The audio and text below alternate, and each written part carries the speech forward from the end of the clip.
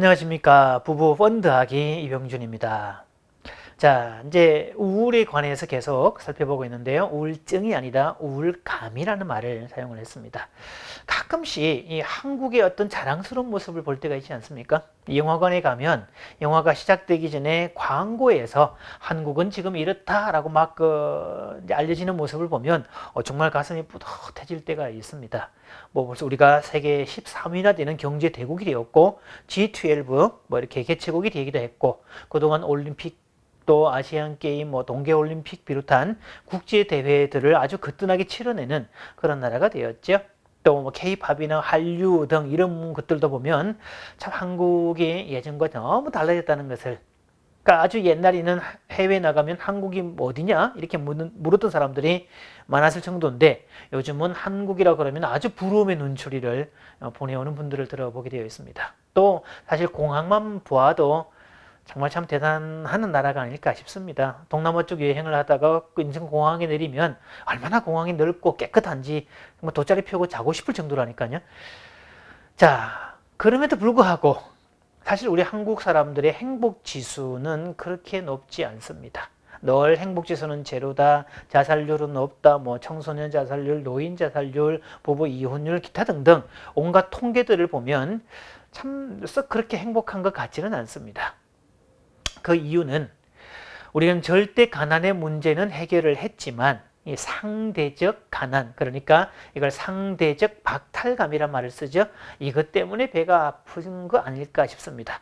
우리가 흔히 사촌이 논을 사면 배가 아프다는 게 바로 상대적 박탈감에 의한 이유가 되죠. 그러나 그 상대적 박탈감은 자기가 생각하는 생각의 틀에 묶여 있다는 것을 보게 됩니다.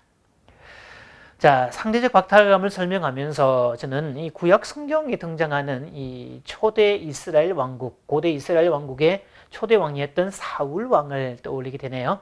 자, 사울 왕의 뒤를 이었던 사람이 그 유명한 다윗 왕이었지요. 다윗과 골리앗 이야기는 뭐 누구나 다 아는 이야기인데요.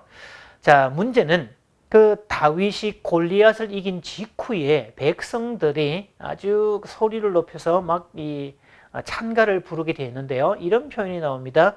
사울이 죽인 자는 천천히요, 다윗이 죽인 자는 만만이다. 이런 표현이 나오죠. 자, 그렇게 외칠 때 사울은 그 상황을 보고 바로 상대적 박탈감을 느낍니다. 그리고 그때부터는 왕으로서의 체신과 왕으로서의 모든 것을 2차로 밀어버리고 만만의 대상이 되었던 그 다윗을 죽이기 위해서 온 국력을 거기에 쏟는 어리석은 짓을 하고 말게 되죠. 결국 그로 인해서 그는 아주 비참한 최후를 맞게 되고 가문 전체가 몰락하게 되는데요. 이것은 결국 상대적 박탈감을 해결하지 못한 결과였습니다. 자, 상대적 박탈감 역시, 그러니까 상대적 박탈감에 의한 그 우울 역시 생각의 틀에서 벗어나지 못했다. 즉 자신만의 방식으로 자신의 틀 속에 묶여 있다는 것을 보게 됩니다. 뭐 어떤 일을 보았을 때 어떤 특정한 방식으로 보려고 하는 방식을 스테레오타입이라는 용어를 쓰기도 하는데요. 자, 그러면서 이 구약 성경의 사울 왕과 대조되는 인물이 신약 성경의 세례 요한입니다. 자, 그러니까 세례 요한이 선지자처럼 등장을 했고 그에 따라 많은 제자들이 이렇게 제자로 삼아달라고 와 있었는데요. 자, 어느 날 그렇게 많은 제자들이 있었는데 하루아침에 제자들이 한꺼번에 정말 일종의 배신을 때리고 예수라는 분에게 단체로 이적을 했더라는 거지요. 그래서 남아있던 제자들이 막 분개를 하면서 어떻게 그럴 수가 있냐, 그렇게 막 분기탱천할 때 세례 요한은 이렇게 표현을 합니다. 자, 그분은 흥하여야 하겠고 나는 쇠하여야 하리라, 이런 표현을 쓰고요. 나는 그분의 샌들의 신발끈을 푸는 것조차도 감당하지 못할 정도다. 너도 빨리 그분한테로 가거라. 오히려 이렇게 얘기를 하고 있죠. 자, 정체성을 분명히 알고 있고 상대적 박탈감이 아니라 자신의 상황을 정확하게 인지했을 때 그렇게 말할 수 있다는 거죠. 자, 상대적 박탈감, 또 그걸로 인한 불평과 짜증은 사실 곰곰이 생각해 보면 행복의 조건입니다. 이것을 주관적 행복감이라고 하지요. 자, 저는 이제 작년 8월에 이 의왕시 포일동으로 이사를 왔는데요. 뭐 청계산 입구니까 공기 좋고 또 주변에 아주 시골 주택들이 그대로 있는 그런 쪽인데요. 원래 농가 주택들이 그대로 있던 곳이라서 아주 개가 그렇게 많습니다. 많아도 너무 많습니다. 심지어는 저희 옆집에는 15마리나 있을 정도였습니다. 뭐 냄새나고 막 털 날리고 이런 거는 2차로 치고요. 이 소음 문제가 정말 장난이 아닌 정말 짜증이 아주 그냥 막 하늘을 찌를 만한 그런 상황이 되었는데, 물론 개주인하고 조율을 하고 그런 과정을 통해서 개체수를 줄이긴 했습니다만, 이 개들이 한번 짖기 시작을 하면 연쇄적으로 짖는 바람에 밤잠을 설칠 때도 있다는 거지요.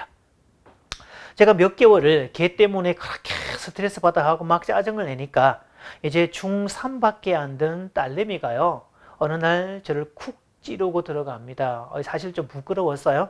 이렇게 얘기합니다. 아빠, 개 짖는 소리가 시끄럽다면 그것은 아빠가 건강한 청력을 가졌다는 뜻이에요. 야, 정말 저는요, 이게 되게 얼마나 부끄러운지요. 딸아이가 그렇게 말하는 것도 정말 놀랍기도 했지만 솔직히 부끄럽더라고요. 정말 아이 말이 맞는 말 아닙니까? 개소리 때문에 시끄럽다는 말은 청력이 있다는 뜻이고, 또 그만큼 전망이 좋고 시골 쪽으로 이사를 왔다는 뜻이고, 또 내 집이 마련되었다는 뜻이 되게 되어 있죠. 그래서 개를 어떻게 하기보다는 상황 자체를 다르게 보는 게 낫지 않을까 하는 생각을 하게 되네요. 자, 사실 결국 그러면 외부 환경을 바꾸려고 하지 말고, 그러면 내가 취할 수 있는 방식이 뭘까를 고민하다가 최종 얻은 결론은 귀덮개를 구입했습니다. 공사장에서 소음이 너무 심할 때 이렇게 귀덮개를 쓰고 하는 그것들 말하는데요. 자, 잠들 때, 그러니까 개소리의 가장 큰 문제는 잠들 때 너무 시끄러워서 잠들지 못하는 것과 혹은 잠들었을 때 깨는 게 문제였죠. 그래서 귀덮개를 사용하고 난 다음부터 개가 계속 짖게 되면 귀덮개를 사용하고 잠자는데 조금 불편하긴 하지만 잠 못 들 정도는 아니었다는 거지요. 자, 분명히 그 개 짖는 소리가 스트레스인 것만은 틀림이 없습니다. 그러나 사실 그거 불행의 조건 아닙니다. 어떻게 보면 나는 그 불평의 조건만 생각하느라고 내가 가진 감사의 조건을 생각하지 못함으로써 어쩌면 상대적 박탈감의 노예가 되지 않았을까 하는 생각들을 해보게 되네요. 따라서 상대적 박탈감에 의한 우울을 느낄 때는 상대적 박탈감을 역이용해서 내가 이미 가지고 있는 것들이 얼마나 큰지를 다시 생각해보고 주관적 행복감으로 바꿀 수 있다면 그분은 우울감에서 벗어날 수 있을 겁니다. 내장기 가족 여러분도 한번 그런 선택을 해보시기 바랍니다. 감사합니다.